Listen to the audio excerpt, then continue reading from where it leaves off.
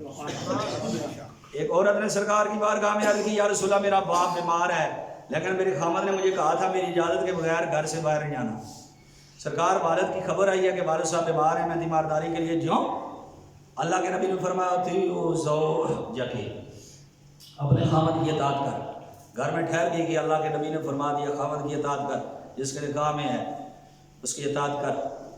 کچھ دن گزرے اور پتہ چلا کہ والد صاحب بیمار ہو گئے ہیں۔ پھر مدینہ میں خبر آئی کہ فلاں بستی تمہارے والد صاحب فوت ہو گئے، بیمار تھے اب فوت ہو گئے ہیں۔ فوت کی خبر سنی حضور کی بارگاہ میں پھر آئی، عرض کی یا رسول اللہ صلی اللہ علیہ وسلم میرے خامد تجارت کے لیے باہر گئے، آپ نے مجھے تیمارداری سے روکا تھا، اب مجھے خبر ملی ہے کہ والد صاحب فوت ہو گئے ہیں، سرکار کیا کروں؟ فرمایا تیو زوجک، اپنے خامد کی اطاعت کرو، اگر اس نے حکم دیا تھا تو گھر سے باہر قدم نہیں رکھنا۔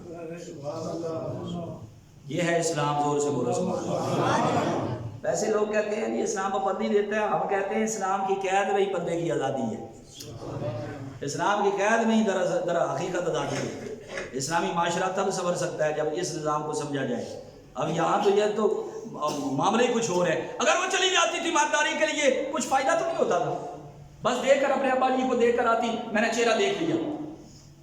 میت پہ جاتی تو منہ دیکھ کر آ کر کہتی شکر ہے میں نے اپنے باپ کا آخری لمحے منہ دیکھ لیا، میرے والد دنیا سے جا رہے تھے، میں نے آخری لمحے اپنے والد کا دیدار کر لیا۔ اے سونے ہی کچھ بکرے میں جی میں گل کرن لگا اس گل تے تہاڈی سبحان اللہ خود نکل سی، دب کے پہلے بولو نا سبحان اللہ۔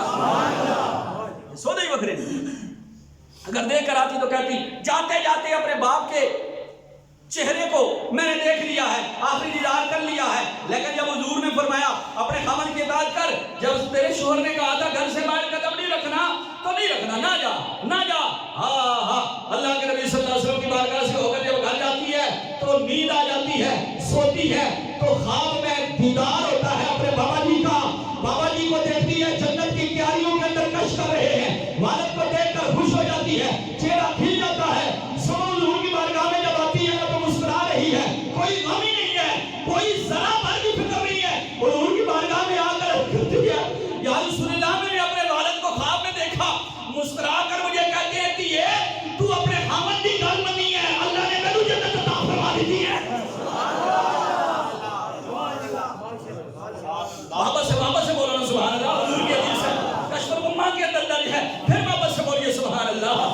آپ دیکھو نا وہ دیکھ کر آتی تو دنیا کے حوالے سے وہ کہتی جگر ٹھنڈا ہو گیا، میں نے باپ کو دیکھ لیا، تیمارداری کی میں نے جاتے جاتے منہ دیکھ لیا۔ لیکن جب حضور کی بات مانی، خامد کی اطاعت کی، اللہ کے نبی صلی اللہ علیہ وسلم کی بارگاہ میں مسکرا کر آ کر کہتی ہے سرکار میں نے بابا کو جنت کی کیاریوں میں دیکھ لیا ہے، اور جب میں نے بابا کی بخشش کو دیکھ لیا ہے اب میں مطمئن ہو گئی ہوں، کوئی غم نہیں رہا ہے۔ یہ میرے نبی کی شریعت کی تابعداری کی برکتیں ہوتی ہیں یارو، کی شریعت کی تابعداری کی برکتیں ہوتی ہیں۔ ہمارے یہاں تو کوئی بابا جی اگر نکاح کرنے پر آج لوگ کہتے ہیں بابے نو کے پیسی کے نکاح کرنے لگا، بڈھے نو کے پیسی، کیونکہ ہندو معاشرے سے جو متاثر جو لوگ ہیں قبلہ عبداللہ ابن مسعود رضی اللہ تعالیٰ فرماتے ہیں مجھے اگر پتہ چلے، شاہ جی آپ فرماتے ہیں مجھے اگر پتہ چلے کہ میرے مرنے میں صرف 10 دن باقی ہیں اور میں نے شادی نہ کی ہو تو میں نبی کی سنت پر عمل کر کے ضرور جاؤں، اس لیے کہ اللہ کے نبی صلی اللہ علیہ وسلم نے فرمایا تزوجوا نصف الایمان، جب بندہ نکاح کرتا ہے تو آدھا ایمان اس کا بچ جاتا ہے، باقی آدھے ایمان کی وہ خود حفاظت کرے، اس لیے کہ نکاح ایک دائرے میں بندہ آ جاتا ہے اور اللہ رب العالمین اس کو بچا لیتا ہے۔ ایک اللہ کے نبی گزرے ہیں اور حضرت یحییٰ علیہ السلام، ان کا قرآن میں لقب حصور آتا ہے، وہ عورتوں سے دور رہتے تھے لیکن آپ نے پھر بھی نکاح کیا تھا۔ کسی نے پوچھا جناب آپ کا لقب یہ ہے کہ آپ حصور ہیں، عورتوں سے دور رہتے ہیں، لیکن آپ نے کس لیے نکاح کیا ہے؟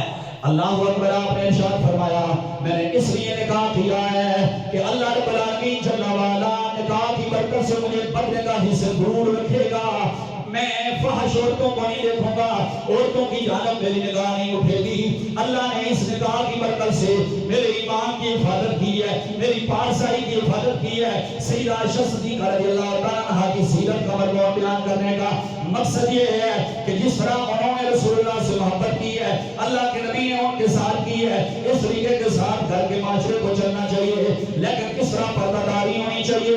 ایک دن نابینا صحابی عبداللہ بن ام مکتوم حضرت عائشہ صدیقہ رضی اللہ تعالیٰ عنہ کے سین سے باہر جا رہے ہیں، نابینا صحابی تھے، معدن ہے، پائے جاری اللہ کے نبی صلی اللہ علیہ وسلم نے دیکھ کر کہا عائشہ تم نے پردہ کیوں نہیں کیا؟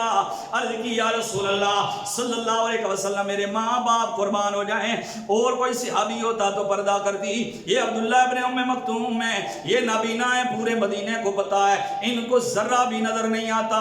اللہ کے نبی صلی اللہ علیہ وسلم نے فرمایا وہ نابینا تھے تم نابینا نہیں ہو، وہ نابینا تھے تم نابینا نہیں ہو۔ ہے کون؟ محبوب رب العالمین، ہیں کون؟ جن کی عزت کا عظمت کا رب قرآن